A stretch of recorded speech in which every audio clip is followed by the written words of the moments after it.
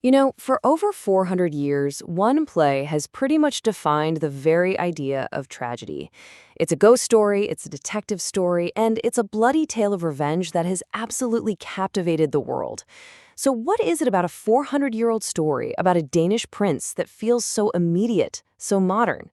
Today, we're going to dive into the masterpiece that is William Shakespeare's Hamlet. All right, so picture this. We're on the freezing, windswept battlements of Elsinore Castle in Denmark. And let me tell you, the guards are absolutely terrified. Because for 2 nights in a row, they've seen an apparition. A ghost that looks exactly like their recently deceased King Hamlet, wearing the exact same armor he wore in his most famous battles. And this is where one of the guards, Marcellus, drops that super famous line, and man, it just perfectly nails the feeling. There's this deep, festering sickness in the kingdom, a kind of political and moral rot that's hanging over everything like a thick fog. And the ghost? Well, he's just the first sign that something is seriously wrong. And you gotta understand, this rot, it isn't just political. No, this is deeply personal. Things really kick into gear when the young Prince Hamlet, who's still deep in mourning for his father, decides he's gonna confront this ghost himself. And the story that ghost tells him, well, it's gonna set him down a dark and all-consuming path. Okay, so here's the deal. Hamlet's dad, the old King Hamlet, a total legend by the way, is dead. But it feels like before anyone's even had a chance to properly grieve, Hamlet's uncle, Claudius, has not only grabbed the throne, but has also married Hamlet's own mother, Queen Gertrude. The whole thing happened so fast, it's more than a little suspicious, right? So when Hamlet finally comes face to face with this ghost, it tells him a story that completely flips the script. See, the official story was, oh, he got bit by a snake in the garden. But the ghost lays out the chilling, horrible truth. He was murdered in his sleep.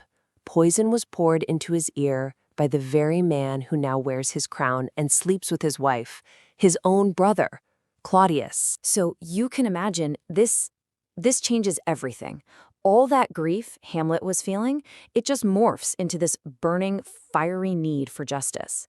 He suddenly has this terrible secret mission, and it's about to become his one and only obsession. This is the ghost's direct order to him.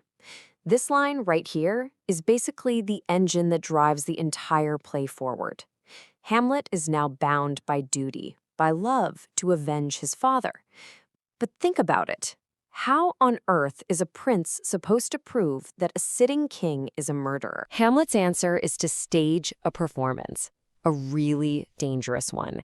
He decides he's going to put on what he calls an antic disposition. Basically, he's going to pretend to be completely, utterly insane.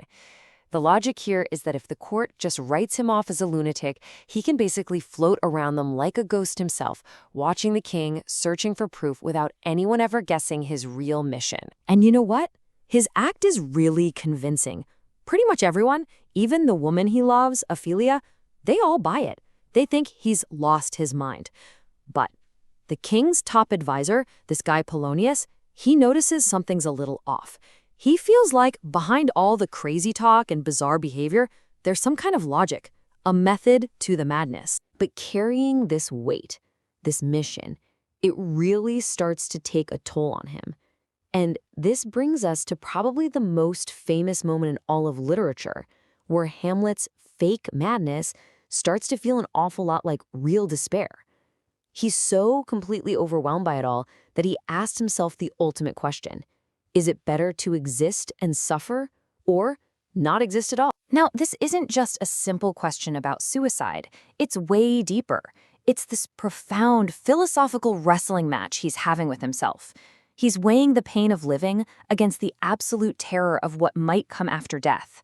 And in the end, it's that fear of the unknown, that undiscovered country, as he calls it, that just paralyzes him. And that right there, that's the heart of his famous inaction. Okay, so after all that heavy soul-searching, Hamlet finally decides to stop thinking and start doing.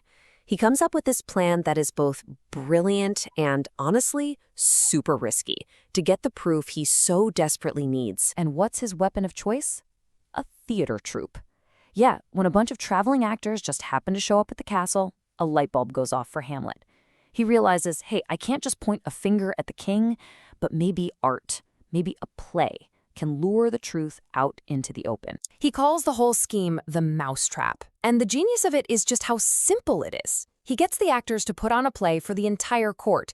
But here's the twist. Hamlet has written a new scene himself, a scene that reenacts the murder just like the ghost told him.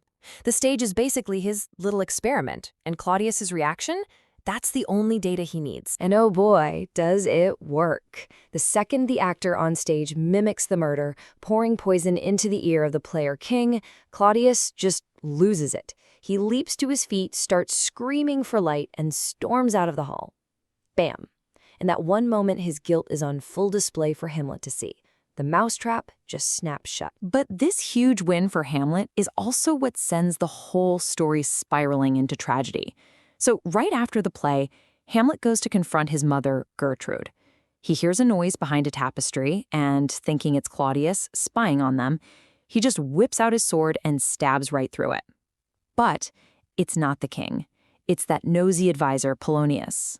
And that mistake, that is the absolute point of no return. Killing Polonius, even by accident, is like knocking over the first domino.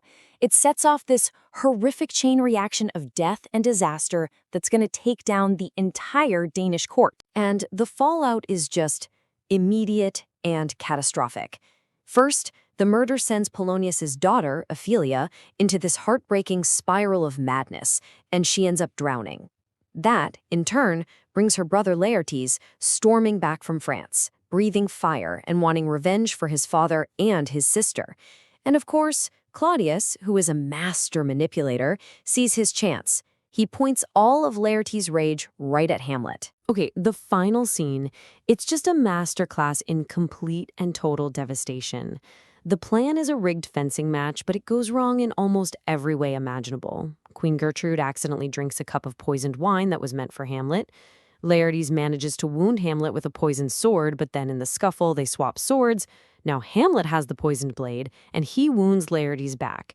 As he's dying, Laertes confesses the whole plot, and with his last ounces of strength, Hamlet finally gets his revenge, forcing the poison down the king's throat before he collapses and dies himself. And then, silence. The stage is just littered with bodies. The entire royal family is gone. So after all that carnage, you have to ask, why? Why are we still obsessed with this story? What is it about this 400-year-old play that just haunts us? I mean, just think about that iconic image, right? Hamlet, holding the skull of Yorick, who was the court jester when he was a kid. And this scene, it's not really just about death. It's about what it means to be alive. He's staring right into the face of his own mortality and asking, what's left of us when we're gone? You know, our legacy, our memories. Does any of it even matter? And I think that's the secret.